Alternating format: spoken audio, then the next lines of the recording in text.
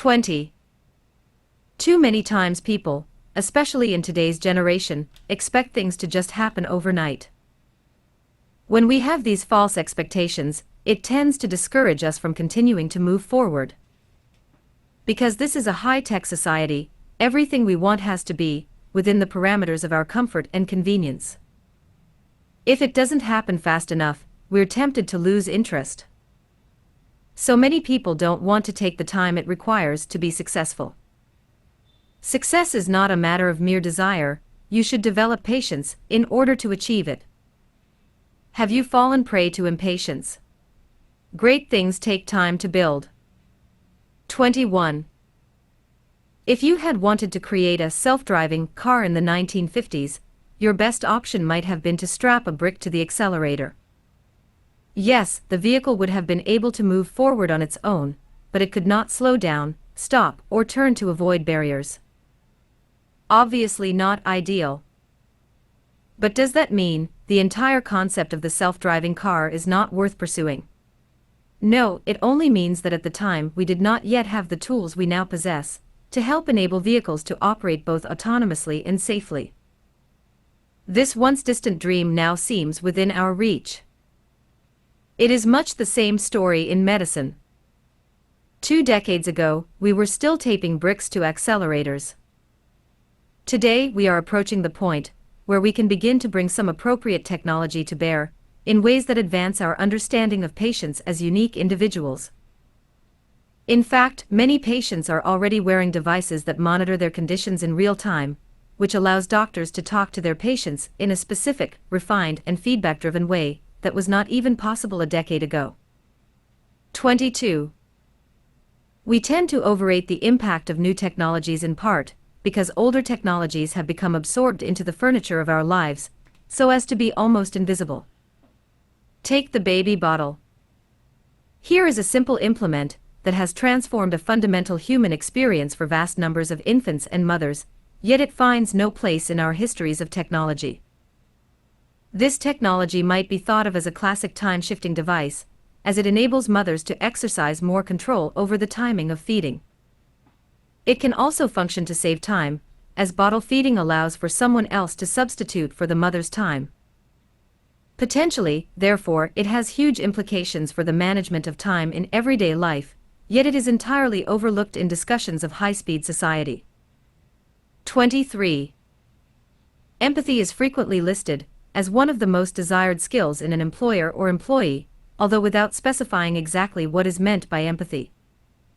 Some businesses stress cognitive empathy, emphasizing the need for leaders to understand the perspective of employees and customers when negotiating deals and making decisions.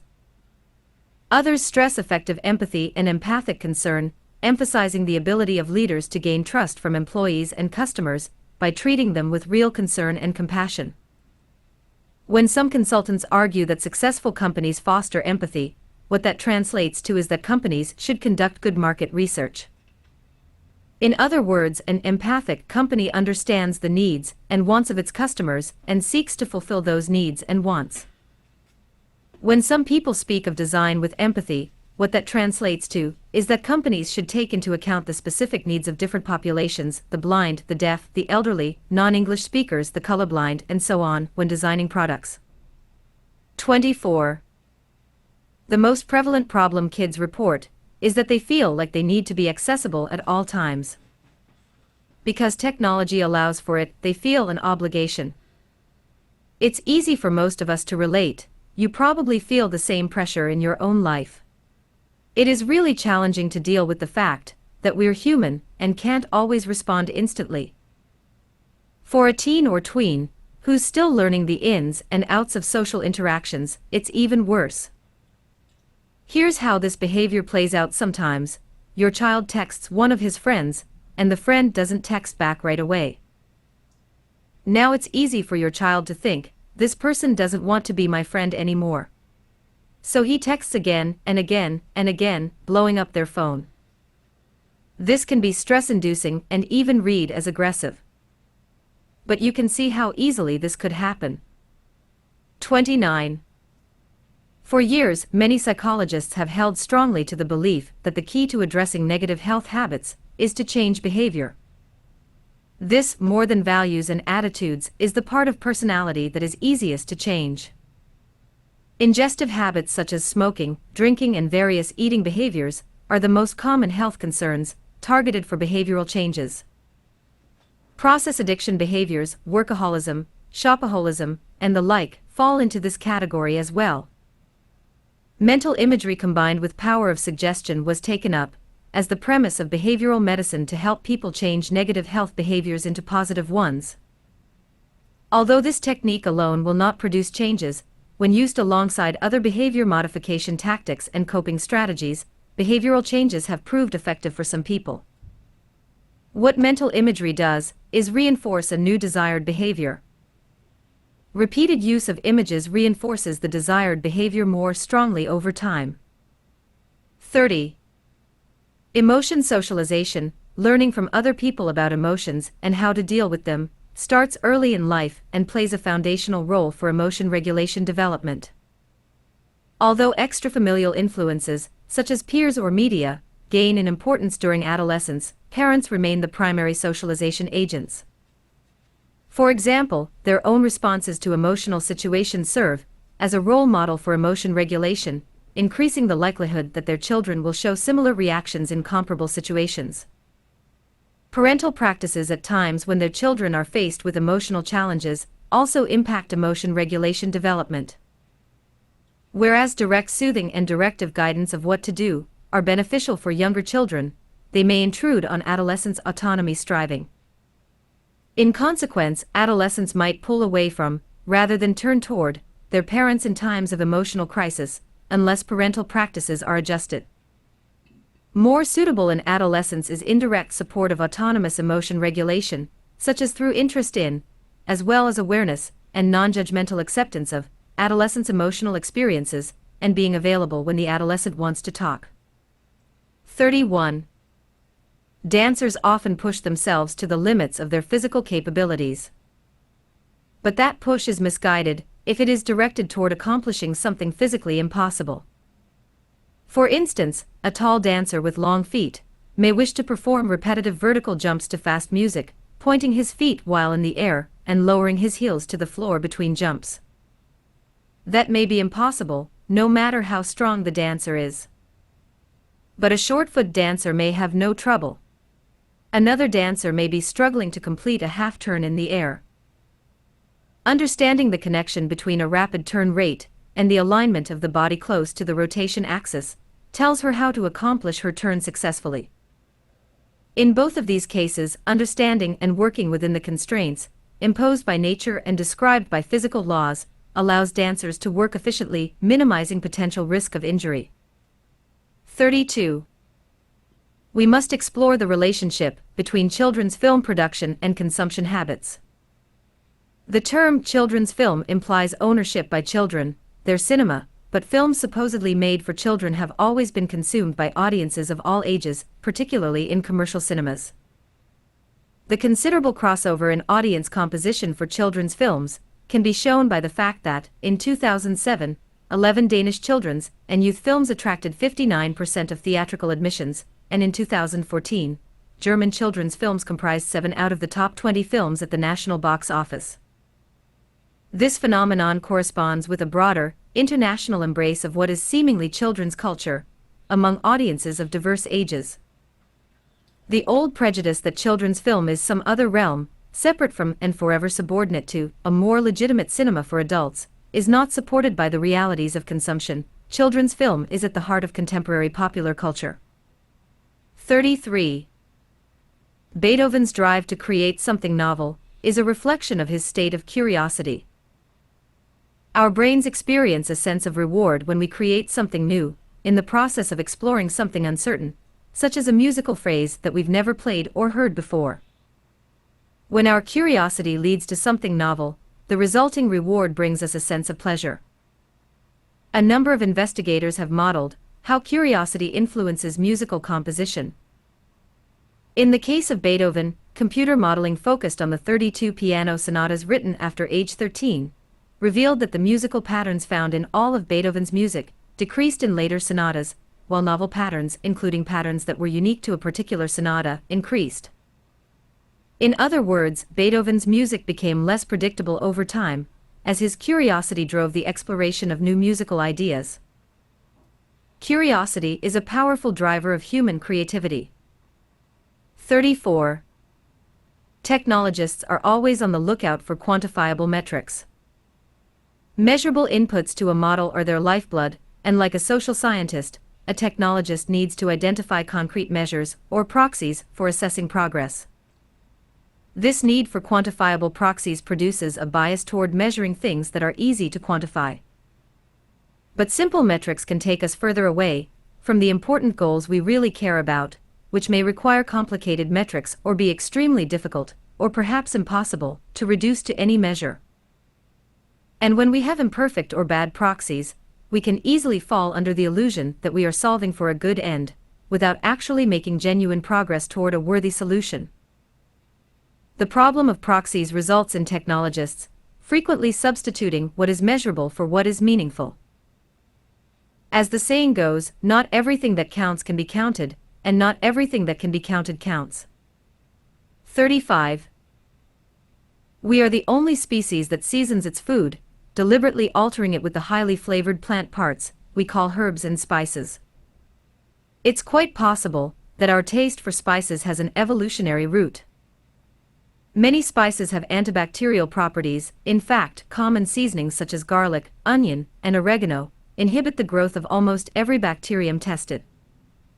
And the cultures that make the heaviest use of spices, think of the garlic and black pepper of Thai food, the ginger and coriander of India, the chili peppers of Mexico, come from warmer climates, where bacterial spoilage is a bigger issue. In contrast, the most lightly spiced cuisines, those of Scandinavia and Northern Europe, are from cooler climates. Our uniquely human attention to flavor, in this case the flavor of spices, turns out to have arisen as a matter of life and death. 36. Development of the human body from a single cell provides many examples of the structural richness that is possible when the repeated production of random variation is combined with non-random selection. All phases of body development from embryo to adult exhibit random activities at the cellular level, and body formation depends on the new possibilities generated by these activities, coupled with selection of those outcomes that satisfy previously built-in criteria. Always new structure is based on old structure, and at every stage selection favors some cells and eliminates others. The survivors serve to produce new cells that undergo further rounds of selection. Except in the immune system, cells and extensions of cells are not genetically selected during development but rather are positionally selected. Those in the right place that make the right connections are stimulated, and those that don't are eliminated. This process is much like sculpting. A natural consequence of this strategy is great variability from individual to individual at the cell and molecular levels, even though large-scale structures are quite similar. 37. In order to bring the ever-increasing costs of home care for elderly and needy persons under control, managers of home care providers have introduced management systems. These systems specify tasks of home care workers and the time and budget available to perform these tasks. Electronic reporting systems require home care workers to report on their activities and the time spent, thus making the distribution of time and money visible and, in the perception of managers, controllable. This, in the view of managers, has contributed to the resolution of the problem. The home care workers, on the other hand, may perceive their work not as a set of separate tasks to be performed as efficiently as possible, but as a service to be provided to a client with whom they may have developed a relationship. This includes having conversations with clients and inquiring about the person's well-being. Restricted time and the requirement to report may be perceived as obstacles that make it impossible to deliver the service that is needed. If the management systems are too rigid, this may result in home care workers becoming overloaded and demotivated. 38. It is a common assumption that most vagrant birds are ultimately doomed, aside from the rare cases where individuals are able to reorientate and return to their normal ranges. In turn, it is also commonly assumed that vagrancy itself is a relatively unimportant biological phenomenon. This is undoubtedly true for the majority of cases, as the most likely outcome of any given vagrancy event is that the individual will fail to find enough resources and/or be exposed to inhospitable environmental conditions and perish. However, there are many lines of evidence to suggest that vagrancy can, on rare occasions, dramatically alter the fate of populations, species, or even whole ecosystems. Despite being infrequent, these events can be extremely important when viewed at the timescales over which ecological and evolutionary processes unfold. The most profound consequences of vagrancy relate to the establishment of new breeding sites, new migration routes, and wintering locations. Each of these can occur through different mechanisms and at different frequencies, and they each have their own unique importance. 39. Intuition can be great, but it ought to be hard-earned. Experts, for example, are able to think on their feet because they've invested thousands of hours in learning and practice. Their intuition has become data-driven. Only then are they able to act quickly, in accordance with their internalized expertise and evidence-based experience. Yet most people are not experts, though they often think they are. Most of us, especially when we interact with others on social media, act with expert-like speed and conviction, offering a wide range of opinions on global crises, without the substance of knowledge that supports it. And thanks to AI, which ensures that our messages are delivered to an audience more inclined to believing it, our delusions of expertise can be reinforced by our personal filter bubble. We have an interesting tendency to find people more open-minded, rational, and sensible when they think just like us. 40. The fast-growing, tremendous amount of data, collected and stored in large and numerous data repositories, has far exceeded our human ability for understanding without powerful tools. As a result, data collected in large data repositories become data tombs, data archives that are hardly visited. Important decisions are often made based not on the information-rich data stored in data repositories, but rather on a decision-maker's instinct, simply because the decision-maker does not have the tools to extract the valuable knowledge hidden in the vast amounts of data. Efforts have been made to develop expert system and null-GBIS technologies, which typically rely on users or domain experts to manually input knowledge into knowledge bases. However, this procedure is likely to cause biases and errors, and is extremely costly and time-consuming. The widening gap between data and information calls for the systematic development of tools that can turn data tombs into golden nuggets of knowledge. 41-42. It's untrue that teens can focus on two things at once. What they're doing is shifting their attention from one task to another. In this digital age, teens wire their brains to make these shifts very quickly, but they are still, like everyone else, paying attention to one thing at a time, sequentially. Common sense tells us multitasking should increase brain activity, but Carnegie Mellon University scientists using the latest brain imaging technology find it doesn't. As a matter of fact, they discovered that multitasking actually decreases brain activity. Neither task is done as well as if each were performed individually. Fractions of a second are lost every time we make a switch, and a person's interrupted task can take 50% longer to finish, with 50% more errors. Turns out the latest brain research supports the old advice, one thing at a time. It's not that kids can't do some tasks simultaneously. But if two tasks are performed at once, one of them has to be familiar. Our brains perform a familiar task on automatic pilot, while really paying attention to the other one. That's why insurance companies consider talking on a cell phone and driving to be as dangerous as driving while drunk. It's the driving that goes on automatic pilot, while the conversation really holds our attention. Our kids may be living in the information age, but our brains have not been redesigned yet.